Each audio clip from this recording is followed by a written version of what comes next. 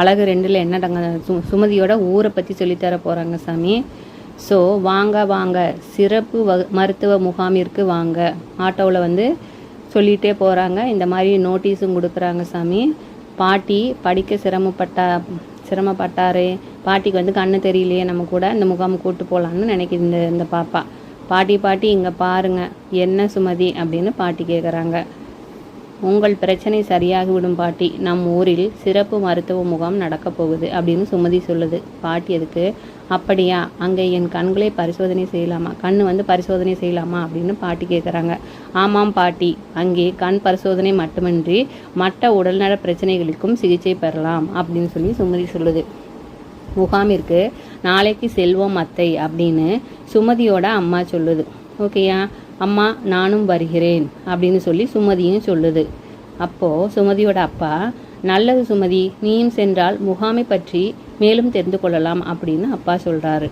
அப்போ சுமதி சொல்லுது, நாங்கள் அங்கே எப்படி செல்வோம் அப்பா அப்படின்னு சுமதி கேட்குது. அம்மாவுக்கு வழி தெரியுமே அப்படின்னு அவங்க அப்பா சொல்கிறாரு. ஓகேயா, இருந்தாலும் நானே வழி கண்டுபிடிக்க வேண்டுமப்பா அப்படின்னு சொல்லுது. சரி வழியை வரைந்து கொடுக்கிறேன், அதை பின்பற்றி செல் அப்படின்னு அப்பா சொல்கிறாருப்பா. இதோட இந்த லெசன் முடியுது. சுமதி வீட்டிலிருந்து ஆரம்ப சுகாதார நிலையத்திற்கு செல்லும் வழியை உற்று நோக்கி வினாக்களுக்கு விடையளிக்க அப்படிங்கிறாங்க. சரியா தங்கம்? சுமதியோட வீடு இந்த இடத்துல இருக்குது, பக்கத்தால் பள்ளிக்கூடம் இருக்குது, அதுக்கப்புறம் பானுவின் வீடு இருக்குது, அதுக்கப்புறம் நேராக போனோம்னா அங்கே வந்து பஸ் ஸ்டாண்ட் இருக்குதாம்மா. சுமதியின் வீட்டுக்கு இந்த சைடு வந்து நியாய விலை கடை, ரேஷன் கடை இருக்குது, அதுக்கப்புறம் ரேஷன் கடைக்கு பக்கத்தில் நூலகம் இருக்குது, லைப்ரரி இருக்குது, லைப்ரரிக்கு பக்கத்தில் நீர்த்தேக்க தொட்டி இருக்குது. இந்த சைடு பார்த்தோம்னா பேங்க், வங்கி இருக்குது, மளிகை கடை இருக்குது, ஆரம்ப சுகாதார நிலையம் இருக்குது. இங்கே தான் அவங்க போக வேணும். வலது பக்கத்தில் ஆரம்ப சுகாதார நிலையம் இருக்குது, இடது பக்கம் லைப்ரரியெல்லாம் இருக்குதுடாமா. இப்போ நம்ம வந்து கேட்குற கேள்விகளுக்கு ஆன்சர் பண்ணிட்டு வரலாமா? சரி, சுமதி வீட்டிலேருந்து ஆரம்ப சுகாதார நிலையத்திற்கு செல்லும் வழியை வரைபடத்தில் வரைந்து காட்டலாம். அப்போது சுமதியோட வீட்டிலேருந்து ஸ்கூல்லேருந்து அப்படியே நம்ம வலது பக்கம் போனோம்னா பானுவின் வீடு, பானுவின் வீட்டிலேருந்து போனோம்னா பேருந்து நிறுத்தம், பேருந்து நிறுத்தத்துக்கு பக்கத்தில் என்ன இருக்குது, ஆரம்ப சுகாதார நிலையம் அப்படின்னு படம் போட்டு காமிச்சிடுறோம். பானுவின் வீட்டிற்கும் நியாய விலை கடைக்கு எந்த கட்டடம் வழியாக சென்றால் விரைவில் செல்லலாம் அப்படின்னு கேட்குறாங்க. ஸோ பள்ளிக்கூட வழியாக போனோம்னா இங்கே பக்கத்தால் தான் இருக்குது, பள்ளிக்கூட ரோட்டில் போய் அப்படியே போய்க்கிறோம்.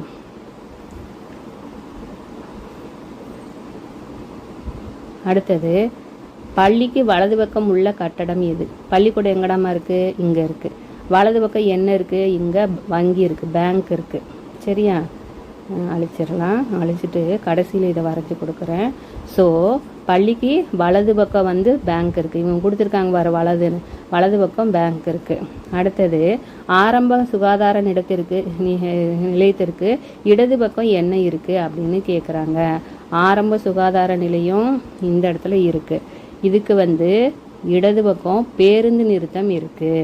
சரியா? பேருந்து நிறுத்தம் அப்படின்னு எழுதிடுறோம். பானுவின் வீட்டிற்கு அருகில் உள்ள கட்டடம், பானுவின் வீடு இங்கே இருக்குது, பக்கத்தில் என்ன இருக்குது, மளிகை கடை இருக்குது. ஓகே, அதுக்கும் பக்கத்தில் பேருந்து நிறுத்தம் இருக்குது. நீ வந்து அப்புறம் என்ன இருக்குது தங்கம், இந்த பக்கம் பள்ளிக்கூடம் இருக்குது, மளிகை கடை இருக்குது, பேருந்து நிறுத்தம் இருக்குது. நீ வந்து எது வேணாலும் எழுதிக்கலாம், பள்ளிக்கூடம், பேருந்து நிறுத்தம், மளிகை கடைன்னு எது வேணாலும் எழுதிக்கலாம். சுமதி வீட்டிற்கு தொலைவில் உள்ள கட்டிடம் எது அப்படின்னு கேட்குறாங்க. சுமதி வீட்டிலேருந்து இந்த நீர்த்தேக்க தொட்டி தான் ரொம்ப தூரத்தில் இருக்குது. சுமதி வீட்டிலிருந்து ஆரம்ப சுகாதார நிலையத்திற்கு செல்லும் வழியில் உள்ள இடங்களை டிக் செய்க அப்படிங்கிறாங்க. சுமதி பக்கத்தில் வந்து என்ன இருக்குது, பள்ளிக்கூடம் இருக்குது. பள்ளிக்கூடத்துக்கு அப்புறம் என்ன இருக்குது, பள்ளிக்கூடத்துக்கு அப்புறம் வந்து என்னடா தங்கம் பார்க்குறோம் நம்ம, பள்ளிக்கூடம், அப்புறம் பேருந்து நிறுத்தம் தான் இருக்குது. படித்து துண்டறிக்கையை படித்து வினாக்களுக்கு விடையளிக்க. மருத்துவம், மக்கள் நல்வாழ்வுத்துறை நடத்தும் சிறப்பு மருத்துவ முகாம் என்னைக்கு நடக்குதாம்னா, நாள் வந்து 15/7/2027, டைம் வந்து காலை 10 to சாயந்தரம் 5 வரைக்கும். ஊர் வந்து கடலூரில் இருக்கிற அரசு ஆரம்ப சுகாதார நிலையம். என்னென்ன சிகிச்சை கொடுக்குறாங்கன்னா பொது மருத்துவம், கண் பரிசோதனை, பல் பரிசோதனை. பொதுவாக எல்லா டிசீஸ்க்கும் கண்ணை செக் பண்ணி தராங்க, பல்லை செக் பண்ணி தராங்க அப்படின்னு அந்த நோட்டீஸில் இருக்குது. இப்போ இதை வச்சு கேள்விகள் கேட்குறாங்க. சிறப்பு முகாம் நடைபெறும் நாள் 15/7/2026. சரியா தங்கம்? அதை பார்த்து எழுதிடணும். மருத்துவ முகாம் நடைபெறும் நேரம் காலை 10 முதல் மாலை 5 வரை. ஓகேயா? இது அடுத்த கேள்வி. சிறப்பு மருத்துவ முகாம் நடைபெறும் இடம் எங்கே நடக்குது? அரசு ஆரம்ப சுகாதார நிலையம், கடலூர். சிறப்பு மருத்துவ முகாமை நடத்தும் துறையின் பெயர் என்ன? மருத்துவம் மக்கள் நல்வாழ்வு துறை. சரியா சாமி? முகாமில் செய்யப்படும் பரிசோதனை என்னென்ன? பொது மருத்துவம், கண் பரிசோதனை, பல் பரிசோதனை. அந்த சீட்டில் என்னென்ன இருக்குதோ அதை கவனித்து பார்த்துட்டு கேள்விகளுக்கு ஆன்சர் பண்ண வேணும். கோரிக்கையை நிரப்புக. தமிழ்நாடு சுற்றுச்சூழல் மற்றும் காலநிலை மாற்றுத்துறை நடத்தும் சுற்றுச்சூழல் விழிப்புணர்வு முகாம். இப்போ இதில் வந்து 4 கொடுத்துருக்காங்கன்னா நம்ம 5/6/2024 உலக சுற்றுச்சூழல் தினம். ஓகே, 5/6/2026 கூட இங்கே நம்ம போட்டுக்கலாம். நேரம் வந்து காலை 10 மணி. இடம் வந்து அரசு மேல்நிலை பள்ளி மைதானம். சிறப்பு கூறுகள்: இன்றைய விதை நாளைய வனம். சரியா சாமி? இவங்க என்ன ஸ்லோகன் யூஸ் பண்ணியிருக்கான்னா இன்றைய விதை வந்து நாளைய வனம் அப்படிங்கிற ஸ்லோகம் கொடுத்துருக்குறாங்க. இந்த பார்த்தீங்கன்னா இந்த துண்டறிக்கையை நம்மளே தான் நிரப்ப வேணும். இது வந்து 2026ன்னு கூட போட்டுக்கலாம். காலை வந்து 10 மணி, அரசு மேல்நிலைப்பள்ளி விளையாட்டு மைதானம். நீ உன்னோட ஸ்கூல் நேம் என்னவோ அதை கூட இங்கே போட்டுக்கலாம். துண்டறிக்கையை நிரப்புக. கலந்துரையாடி கற்போம். இப்போ இவங்க 3 பேர் சேர்ந்து, சுமதி, அவங்க அம்மா பாட்டி 3 பேர் சேர்ந்து ஹாஸ்பிட்டலுக்கு போயிருக்காங்க. அம்மா பாட்டி சுமதி ஆகிய மூவரும் ஆரம்ப சுகாதார நிலையத்தின் சிறப்பு முகாமில் உள்ளனர். அப்போ டாக்டர், இவங்க வந்து டாக்டர் முகாமில் பெயரை பதிவு செய்கின்றனர், வரிசை சீட்டினை பெறுகின்றனர், கண் பரிசோதனை பிரிவுக்கு செல்கின்றனர். சரியா சாமி? பேர் கொடுத்து அவங்க ஒரு சீட்டு தருவாங்களோ அதை வாங்கிட்டு கண் டாக்டர்கிட்ட போகிறாங்க. பாட்டியின் முறை வந்தது. கண் மருத்துவர் பாட்டியை பரிசோதனை செய்கிறார். கண்ணாடி அணிய பரிந்துரைக்கிறார். கண்ணாடி போட்டுக்கோங்க அப்படிங்கிறாங்க. கண் சொட்டு மருந்தை பெற்றுக்கொண்டு வீடு திரும்பினார். சொட்டு மருந்து கொடுக்குறாங்க, வாங்கிட்டு வீட்டுக்கு வந்துக்கிறாங்க. தேர்வு செய்க. ஆரம்ப சுகாதார நிலையம், மருத்துவமனை ஆகியவற்றுடன் தொடர்புடைய செயல்பாடுகளை டிக் செய்க. டாக்டர்ஸ் இருக்கிற இடத்த டிக் பண்ணு அப்படிங்கிறாங்கடா தங்கம். ஸோ இவர் ஒரு டாக்டர். ஓகேயா? டாக்டர்கிட்ட வந்து இவங்க மாத்திரை வாங்குறாங்க. அடுத்தது இந்த டாக்டர் என்ன பண்ணுறாரு? இந்த தம்பியை பரிசோதனை பண்ணுறாரு. நர்சம்மா என்ன பண்ணுறாங்க? இந்த பாட்டிக்கு வந்து மருந்து புகட்டுறாங்க. அடுத்தது இது வந்து பார்த்திங்கன்னா ஆம்புலன்ஸ் டாமா. அடுத்தது இங்கே வந்து இவங்க என்ன பண்ணுறாங்க? தூய்மை செய்கிறாங்க. இவங்க என்ன பண்ணுறாங்க? டாக்டர்கிட்ட இது வந்து லைப்ரரி டாமா. அமைதி காக்கவும்னா லைப்ரரி. அப்போ இது வந்து டாக்டர் இல்லை. மிச்சம் இருக்கிறது எல்லாமே வந்து டாக்டரோட சம்மந்தப்பட்டது. ஓகேயா? ஸோ மருத்துவமனை ஆகியவற்றுடன் தொடர்புடையதுங்கிறாங்க. இது மருந்து வாங்குறது, இது செக் பண்ணுறது, இது நர்சக்கா பார்க்குறது. நர்சக்கா செக் பண்ணுறாங்க, இங்கே நர்சக்கா தூய்மை பண்ணுறாங்க, இங்கே வந்து ஆம்புலன்ஸ் இருக்குது. அப்போ இது எல்லாமே வந்து மருத்துவமனை சார்ந்தது. இது ஒன்றும் மருத்துவமனை சார்ந்தது இல்லை, அது வந்து நூலகம். பணிகளுக்குரிய பணியாளர்களை எடுத்து எழுதுக. அவசர சிகிச்சை ஊர்தி ஓட்டுநர், மருந்தாளுநர், செவிலியர், மருத்துவர். பரிசோதனை செய்பவர் யார்? கண்ணா செக் பண்ணுறது மருத்துவர். நோயாளிகளுக்கு உதவுறது யார் அப்படின்னு சொன்னால் செவிலியர், நர்சக்கா. மருந்துகளை வழங்குபவர் வந்து மருந்து ஆளுநர், மருந்து கொடுக்குற இடத்துல இருக்கிறவங்க. உயிர் காக்கும் வாகனத்தை ஓட்டுபவர், இந்த வாகனத்தை ஓட்டுறவர் யார்? அவசர சிகிச்சை ஊர்தி ஓட்டுநர் அப்படின்னு சொல்லி எடுத்து அதை தான் அந்தந்த பிளேஸில் எழுதிட வேணும். இதெல்லாம் வந்து நம்ம என்ன பண்ணணும்? டிக் பண்ணிட வேணும். அப்போது என்னென்னா முதல்ல அவங்க ஹாஸ்பிட்டல் போய் கண்ணாடி வாங்கி கண்ணில் போட்டுடாமல் நூலகத்துக்கு போகிறாங்க. நூலகம்னா லைப்ரரி. பாட்டி புது கண்ணாடியை போட்டுக்கொண்டு சுமதியுடன் நூலகத்திற்கு செல்கிறார். நூலகத்தில் இவர் என்ன பண்ணுறாருன்னா விண்ணப்ப படிவம் கொடுக்குறாங்க. கண்ணா உறுப்பினர் படிவம் வந்து கேட்கிறார். பாட்டி வந்து நூலகரிடம், இவர் தான் வந்து நூலகர். விண்ணப்ப படிவம் கேட்குறாரு. அவர் படிவம் கொடுத்தோன்னே சுமதி விண்ணப்ப படிவத்தை நிரப்புவதற்கு பாட்டிக்கு உதவுகிறாள். 2 பேரும் சேர்ந்து விண்ணப்ப படிவத்தை நிரப்புறாங்க. விண்ணப்ப படிவம் இருந்தால் தான் நம்மளால் லைப்ரரியிலேருந்து புக்கை வாங்கிட்டு வெளியே வந்து வீட்டில் வந்து படிச்சுட்டு மறுநாளோ ஒரு வாரம் கழிச்சோ திருப்பி கொண்டு போய் கொடுக்க முடியும். இல்லைன்னா அங்கேயே வச்சு தான் நம்ம படிச்சுட்டு வர வேணும். பாட்டியும் சுமதியும் படக்கதை படிக்கிறார்கள். 2 பேரும் சேர்ந்து படக்கதை படிக்கிறாங்க. இங்கே ஒரு கொஷின் கொடுத்துருக்காங்க சாமி, உங்களுக்கு தெரியுமா ஆசியாவின் 2வது மிகப்பெரிய நூலகம் எங்கே இருக்குதுன்னு சொன்னால் சென்னையில் இருக்குது. அந்த நூலகத்தோட பெயர் வந்து அண்ணா நூற்றாண்டு நூலகம். சரியா? இந்த அண்ணா நூற்றாண்டு நூலகம் தான் வந்து ஆசிய கண்டத்திலே 2வது பெரிய நூலகம். எல்லா புக்கும் இங்கே நமக்கு கிடைக்கும். அடுத்தது படிக்கலாம் பகரலாம். சுமதி நூலகத்தில் படித்த கதை புத்தகத்தின் பெயர், எழுதியவர் பெயர், பிடித்த கதை மாந்தர் பெயர் பற்றி அம்மா கிட்ட சொல்கிறாங்க. அதே போல் நீ படித்த புஸ்தகத்தோட பெயர், எழுதியவர் பெயர், கதையில் எனக்கு பிடித்தவர் பற்றி எழுதுங்கிறாங்க. நான் வந்து சிறுவர் நீதி கதைகள் எழுதியிருக்கேன் சாமி. இந்த கதை புஸ்தகத்தை எழுதியவர் பேர் அல வள்ளியப்பா. அதில் வர்ற கதாபாத்திரம் வந்து முயல் இல்லாட்டி கதையின் நாயகன் அப்படின்னு சொல்லி நீ யாரை வேணாலும் எழுதிக்கலாம். அடுத்தது பாரு, இங்கே பாடலாம் எழுதலாம், நூலகம் செல்லலாம் கதைகள் படிக்கலாம், நூலகம் செல்லலாம் படங்கள் பார்க்கலாம், நூலகம் செல்லலாம் அமைதியாக இருக்கலாம், நூலகம் செல்லலாம் அறிவை வளர்க்கலாம் அப்படின்னு இந்த பாடலை வந்து நம்ம நிரப்பியிருக்கோம்.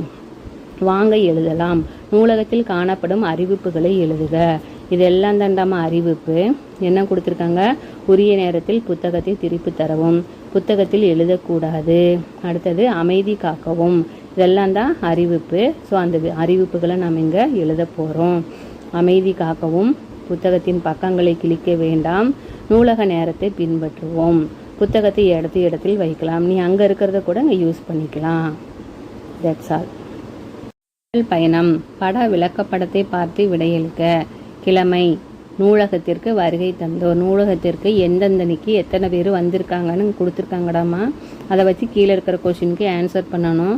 ஞாயிற்றுக்கிழமை பாரு, 2, 4, 6, 8, 10, 12, 14, 16, 18 பேர் வந்திருக்காங்க. அடுத்தது திங்கக்கிழமை பாரு, 6 பேர் வந்திருக்காங்க. செவ்வாய்க்கிழமை 3, 6, 9, 10, 11, 12, 13, 14 பேர் வந்திருக்கிறாங்க.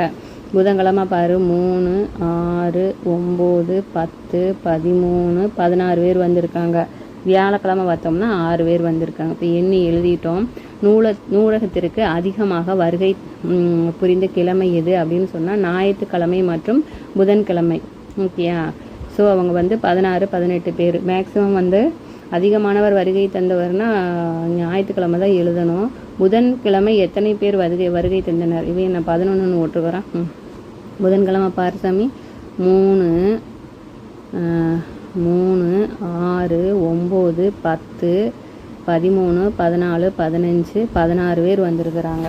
இப்போ இதில் வந்து நாம் டைப் பண்ணிக்கலாம். நூலகத்திற்கு அதிகமானவர்கள் வருகை புரிந்த நாள் எது அப்படின்னு சொன்னால் அது ஞாயிற்றுக்கிழமை தான். புதன்கிழமை இல்லை, ஞாயிற்றுக்கிழமை மாத்திரம்னா. எத்தனை பேர் வந்திருக்கிறாங்கன்னா 18 பேர் வந்திருக்கிறாங்க. இது வந்து 18ன்னு எழுதிக்கலாம். அடுத்தது புதன்கிழமை வருகை புரிந்தவர்கள் எத்தனை பேர் அப்படின்னு சொன்னால் 16 பேர், 16 நபர்கள். எந்தெந்த கிழமையில் சம எண்ணிக்கையில் நூலகத்திற்கு வருகை புரிந்திருக்கிறார்கள் அப்படின்னு கேட்குறாங்க. இது பார்த்தோம்னா இங்கேயும் 6, இங்கேயும் 6, திங்கள் மட்டும் வியாழன். ஓகேயா? ஞாயிறு புதன் வந்து இதுலேயும் 16 இடம் இருந்துச்சு, இதில் 18 இருந்துச்சு. அப்போ இது வராது, ஞாயிறு புதன் வராது, ஒரே ஒரு நாள் தான். இது வந்து அழிச்சு விட்டுறலாம். திங்கள் மற்றும் வியாழனில் வந்து 6 நபர்கள் வந்திருக்காங்க. அதனால் அதுதான் ஒரே எண்ணிக்கையில் வந்த நபர்கள். அடுத்தது இதுதான் ஆன்சர்ஸு. வாய்மொழி வினா, உடல்நிலை சரியில்லை என்றால் நாம் என்ன செய்ய வேணும் அப்படின்னு கேட்குறாங்க. மருத்துவரிடம் சென்று சிகிச்சை பெற வேண்டும் மற்றும் போதிய அளவு ஓய்வெடுக்க வேண்டும். மருத்துவர்கிட்ட போய் சிகிச்சை பெற்று நம்ம ரெஸ்ட் எடுக்கணும் அப்படின்னு சொல்லி எழுதிடுறோம். படத்தில் உள்ளவற்றை கோட்டோவியமாக வரைந்து வகுப்பறை கூடத்தில் மாட்டவுங்கிறாங்க. டிராயிங் பண்ணு அப்படிங்கிறாங்க. வரைபடத்தை பார்த்து வினாக்களுக்கு விடையளிக்க அப்படிங்கிறாங்க. இது வந்து விமான நிலையம், இது பாருப்பா ஊராட்சி ஒன்றிய தொடக்கப்பள்ளி, இது என்னடாமா பேருந்து நிறுத்தம், இங்கே என்ன இருக்குது அடுக்குமாடி குடியிருப்பு, இது பூங்கா, இது வந்து அஞ்சல் நிலையம். இங்கே என்ன இருக்குது, ரயில் நிலையம் இருக்குது. அடுத்தது இது வந்து பிளே கிரவுண்டு, விளையாட்டு மைதானம், வணிக வளாகம், வங்கி, தீயணைப்பு நிலையம் அப்படின்னு சொல்லி எல்லாத்தையும் இப்போ நம்ம பார்த்துட்டோம். பார்த்ததுக்கப்புறம் இங்கே பாரு, பானு பள்ளிக்கு செல்லும் வழியை வரைபடத்தில் வரைந்து காட்டுக. ஸ்கூல் எங்கடாமா இருக்குது, எந்த இடத்துல இருக்குது ஸ்கூலு, இங்கே பாரு ஸ்கூல் எங்கடா இருக்குது, இங்கே இருக்குது ஸ்கூலு. அப்போ நம்ம என்ன பண்ணலாம், இப்படி போய் ரயில் நிலைய வழி போய் பேருந்து நிறுத்தத்தை தாண்டி இப்படி ஊராட்சி ஒன்றிய தொடக்கப்பள்ளிக்கு போய்க்கலாம். அடுத்தது அஞ்சல் நிலையத்தை வட்டமிட்டு காட்டுக அப்படிங்கிறாங்க. எங்கடாமா இருக்குது அஞ்சல் நிலையம், இந்த இடத்துல இருக்குது, வட்டம் போட்டு காமிச்சிடுறோம். வணிக வளாகத்திற்கு வலது பக்கம் உள்ள கட்டடம் எது, வணிக வளாகம் இங்கே இருக்குது, அதுக்கு வலது பக்கம் வங்கி இருக்குது, வங்கி அப்படின்னு எழுதிடும். விளையாட்டு மைதானத்திற்கு அருகில் உள்ள சிவப்பு நிற கட்டடம் எது, விளையாட்டு மைதானத்திற்கு அருகில் உள்ள சிவப்பு நிற கட்டடம் வந்து தீயணைப்பு நிலையம் அப்படின்னு எழுதிடுறோம். பூங்காவிற்கு அருகில் உள்ள இடங்களை எழுது. பூங்கா எங்கடமா இருக்குது, இங்கே இருக்குது. அருகில் என்ன இருக்குது, அடுக்குமாடி கட்டடம் இருக்குது, இந்த இடத்துல பேருந்து நிறுத்தம் இருக்குது, இந்த இடத்துல அஞ்சல் நிலையம் இருக்குது. அவ்வளோதான், சரியா? இதெல்லாம் நம்ம எழுதிடுறோம். இப்போ வந்து அவங்க பள்ளிக்கூடத்துக்கு போகிற வழியை மாத்திரம் ஒருக்கா எழுதிடல சாமி. இங்கே போய் இப்படி போகிறோம். அடுத்தது அஞ்சல் நிலையத்தை வந்து ரவுண்ட் பண்ணிடுறோம். That's all. கண்டுபிடிக்கலாம். நம்ம எந்த வண்டியை தம்பி அழைப்போம், 108 அழைப்போம். கலந்துரையாடி கற்போம். அப்பா நான் நூலகத்திலிருந்து வீடு திரும்பிய வழியில் ஓயிங் ஓயிங் என்று ஒலித்தபடியே ஒரு வாகனம் வேகமாக சென்றது. அதில் 108 என்று எழுதியிருந்தது. அது என்ன வாகனம் அப்பா? அதுக்கு அப்பா சொல்கிறாரு, அது அவசர சிகிச்சை ஊர்தி சுமதி, அதாவது எமர்ஜென்சிக்கு போகும்ல சாமி, ஆம்புலன்ஸு. அதற்கு அனைத்து வாகனங்களும் கட்டாயம் வழிவிட வேண்டும். அவசர மருத்துவ உதவி எண் 108. 108ங்கிற நம்பருக்கு ஃபோன் பண்ணோம்னா இந்த வண்டி நமக்கு வரும், வந்து நம்மளை வந்து கூட்டு போய் காப்பாற்றுவாங்க. பல்வேறு அவசர நிலைகளுக்கான உதவி எண் உள்ளன அப்படிங்கிறாங்க. அவை என்னென்னப்பா அப்படின்னு கேட்குறாங்க. காவல் உதவிக்கு நமக்கு ஏதாவது வந்து சுச்சுவேஷன் சொன்னால், மோசமான சுச்சுவேஷன்னா காவலுக்கு கூப்பிடணும். போலீஸ் ஸ்டேஷன்னா 100 அடிக்கணும் சாமி. தீயணைப்பு வண்டிக்கு அப்படின்னு சொன்னால் 101. இப்போ வந்து தீ பத்திருச்சுன்னு சொன்னால் அணைக்கிறதுக்கு வந்து 101 கூப்பிடணும். எண்கள் எளிதாக இருக்கின்றன. ஆமாம், உன்னை போன்ற குழந்தைகளின் பாதுகாப்புக்கும் கல்வி ஆலோசனைக்கும் கூட எண்கள் உள்ளன. இப்போ சைல்டு கேர் அப்படின்னா 1098க்கு அழைக்க வேணுங்கன்னு. உன்னை யாராவது தொந்தரவு பண்ணுறாங்க, பேட் டச் பண்ணுறாங்கன்னா 1098க்கு அழைக்க வேணும். கல்வி தகவல் மையம் அப்படின்னு சொன்னால் 144 17க்கு அழைக்கணும். அருமை சுமதி, இந்த அவசர உதவி எண்களை அழைக்க கட்டாயம் ஏதும் இல்லை அப்படின்னு சொல்லி அப்பா சொல்லிடுறாரு. சரியா சாமி? வாகனங்களுக்கு உரிய அவசர உதவி எண்ணை எழுதுக. வெள்ளை வண்டின்னு சொன்னால் 108டாமா, இந்த சிவப்பு வண்டினா 101, போலீஸுன்னா 100. சரியா? இப்போ 100 அடித்தோம்னா போலீஸ் வரும், 101 வரும். 101னா தீயணைப்பு வண்டி, 108னா ஆம்புலன்ஸ் வரும். சூழலை படித்து விடையை எழுதுக. கெவினின் குடும்பத்தினர் தங்கள் வீட்டை பூட்டிவிட்டு 3 நாட்கள் வெளியூர் சுற்றுலா சென்றனர். வீட்டிற்கு திரும்பிய பிறகு வீட்டில் உள்ள பொருட்கள் காணாமல் போயிருந்ததை கண்டறிந்தனர். இந்த சூழலில் கெவின் பெற்றோர் அழைக்க வேண்டிய உதவி எண் எது? யாருக்கு முதல்ல கூப்பிட்டு சொல்லணும்னா போலீஸ்க்கு கூப்பிட்டு சொல்லணும். போலீஸ்க்கு நம்ம 100 அடித்தோம்னா போலீஸ் வருவாங்க. சுமதி தெரிந்து கொண்ட அவசர கட்டணமில்லா சேவை எண்களை வட்டமிட்டு எழுதுக அப்படிங்கிறாங்க. மருத்துவ உதவினா 108, ஆம்புலன்ஸ் வரும். போலீஸுனா 100, தீயணைப்பு வண்டினா 101, குழந்தைகள் பாதுகாப்புனா 1098, கல்வி ஆலோசனை 144 17. கலந்துரையாடி கற்போம். சுமதியின் அப்பா அலுவலகம் செல்ல தயாராக கொண்டிருந்தார். அப்போது அப்பா இங்கே பாருங்க அப்படிங்கிறாங்க. அப்போ என்ன சுமதின்னு அப்பா கேட்குறாரு. இப்போ இது வந்து நியூஸ் பேப்பரில் ஏதோ சொல்லுது. பத்மா என்ற தூய்மை பணியாளர் தாம் கண்டெடுத்த தங்க நகைகளை காவல் நிலையத்தில் கொடுத்துள்ளார். கண்டெடுத்த பொருள்களை உங்களிடம் ஏன் கொடுக்கிறார் அப்பா அப்படின்னு சுமதி கேட்குது. அதுக்கு அப்பா சொல்கிறாரு, காணாமல் போன பொருள்களை மீட்பது எங்களின் பணி. தூய்மை பணியாளர் பத்மாவை போல் அனைவரும் நேர்மையாக இருந்தால் எங்கள் பணி எளிமையாகிவிடும். காணாமல் போயிடுச்சு அப்படின்னு போலீஸ் கம்ப்ளைண்ட் பண்ணோம்னா அவங்க வந்து கண்டுபிடிச்சி தராங்களே தங்கம். பத்மா அவளே கொண்டாந்து கொடுத்துட்டதுனால அவங்களுக்கு வந்து ஈஸியாக போயிடுச்சு அப்படிங்கிறாரு. உங்களின் வேறு பணிகள் பற்றி சொல்லுங்கள் அப்பா அப்படின்னு கேட்குறா. போலீஸில் என்னென்ன ஒர்க்கு? பொதுமக்களை பாதுகாக்கிறது எங்களின் முதல் பணி. அவசர கால உதவி, புகார்களுக்கு தீர்வு காணுதல் போன்ற பணிகளும் உள்ளன. சரி சுமதி, நேரமாகிவிட்டது, சென்று வருகிறேன் அப்படின்னு அப்பா கிளம்பிடுறாரு. டாட்டா அப்பா அப்படின்னு சுமதி சொல்லுது. இப்போ இங்கே தேர்வு செய்யலாம்.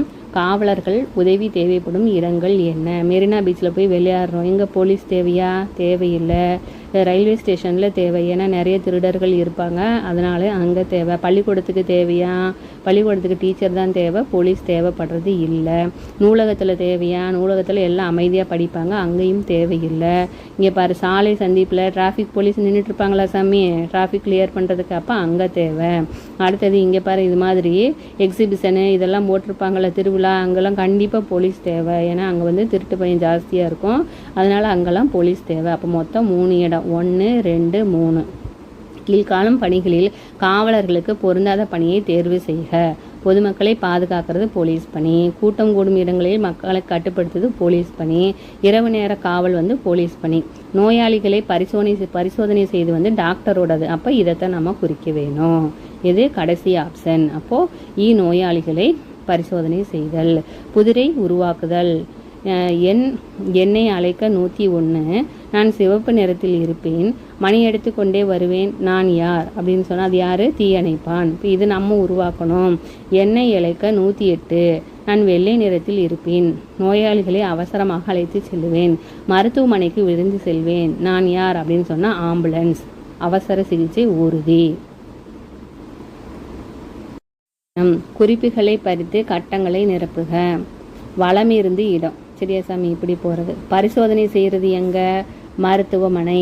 அப்போது 1ஆம் நம்பருக்கு நம்ம என்ன இதிலிருந்து எடுத்து எழுதணும்? மருத்துவமனை, மருத்துவமனை அப்படின்னு சொல்லி 1ஆவது கட்டத்தில் எழுதிடுறோம். 2வது அமைதியாக படிக்கும் இடம். 2வது கட்டத்தில் நம்ம என்ன எழுதணும்? அமைதி எங்கே படிப்போம்னா நூலகத்தில் படிப்போம். அப்போ நூலாகாயம்னு எழுதிடுறோம். 101 தொடர்புடையது, அது வந்து தீயணைப்பு. 101 அடித்தோம்னா தீயணைப்பு வண்டி வரும், அப்போது தீயானைப்பு அப்படின்னு எழுதிடுறோம். மேலே இருந்து கீழே பொதுமக்கள் பாதுகாக்கிறது யாருன்னு சொன்னால் காவல் நிலையம். காவாயில் நீலையாயம் அப்படின்னு அந்தந்த கட்டத்துக்குரிய பிளேஸில் எடுத்து எழுத வேணும். அடுத்தது வாய்மொழி வினா. அவசர உதவி எண்ணை எந்த சூழலில் பயன்படுத்தலாம் அப்படின்னு கேட்குறாங்க.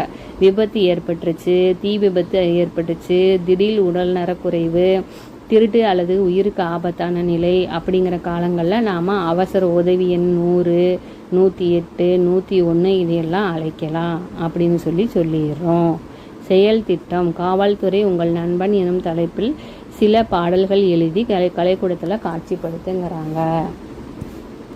செய்வேன். வரைபடத்தை உற்று நோக்கி வினாக்களுக்கு விடையளிங்கிறாங்க சாமி. இங்கே வந்து மேரியின் வீடு, ரவியின் வீடு, இங்கே வந்து பிளே கிரவுண்டு விளையாட்டு மைதானம் இருக்குது, ரயில்வே ஸ்டேஷன் ட்ரெயின் போயிட்டுருக்கு. அடுத்தது இங்கே பாரு பேருந்து நிலையம், பஸ் எல்லாம் நின்றுருக்கு.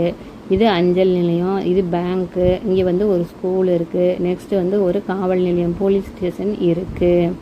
சலீம் வீட்டை கண்டுபிடித்து வட்டமிடுக அப்படின்னு முதல் கேள்வி கேட்குறாங்க. நம்ம எல்லாத்தையும் வட்டமிட்டுட்டோம். அந்த சலீம் வீட்டை மாத்திரம் என்ன பண்ணலாம்? வேறு கலர் எடுத்துக்கலாம் மேடமா? சரி, ப்ளூ கலரில் வட்டம் போட்டுட்டோம். மேரியின் அம்மா வங்கிக்கு செல்கிறார் எனில் எந்தெந்த கட்டடங்களை கடந்து செல்லலாம்? மேரியோட வீடு இங்கே இருக்குது, ரவியோட வீடை கடந்து அதுக்கப்புறம் வங்கிக்கு போகணுங்கிறதுனால நம்ம எங்கே இருக்குது வங்கி? இங்கே இருக்குது. இந்த பார்த்தீங்கன்னா இந்த ஸ்கூலை எல்லாம் கடந்து போகலாம், அல்லது பாதையை பொறுத்து விளையாட்டு மைதானம், அஞ்சல் நிலையம் அப்படின்னு இந்த பக்கம் கூட போகலாம். ரவி, சலீம், மேரி மூவரும் மாலை நேரத்தில் அவரவர் வீட்டிலிருந்து விளையாட்டு மைதானத்திற்கு செல்கிறார்கள். யார் முதலில் செல்வார்கள் அப்படின்னு சொன்னால் ரவி வீடு தான் வந்து விளையாட்டு மைதானத்துக்கு ரொம்ப பக்கத்தில் இருக்குது. அப்போ வந்து ரவி வீடு, சலீம் வீடு மற்றும் ரவி ஏனெனில் ரவியின் வீடு விளையாட்டு மைதானத்திற்கு மிக அருகில் உள்ளது அப்படின்னு சொல்லிடுறோம். சலீம் வீடு பள்ளிக்கு தொலைவில் உள்ளது.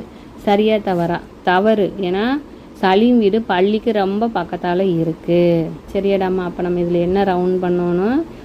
இதை ரவுண்ட் பண்ணிடலாம். அடுத்தது 2வது கொஸ்டின் வந்து மேரியின் அம்மா வந்து வங்கிக்கு போகிறாங்க. இப்படி வந்து சலீம் வீட்டை தாண்டி பள்ளியை தாண்டி அவங்க பேங்க்குக்கு போகணும், பள்ளியை கடந்து பேங்க்குக்கு போகணும். அடுத்தது ரயில் நிலையத்திற்கு அருகில் யாருடைய வீடு உள்ளது?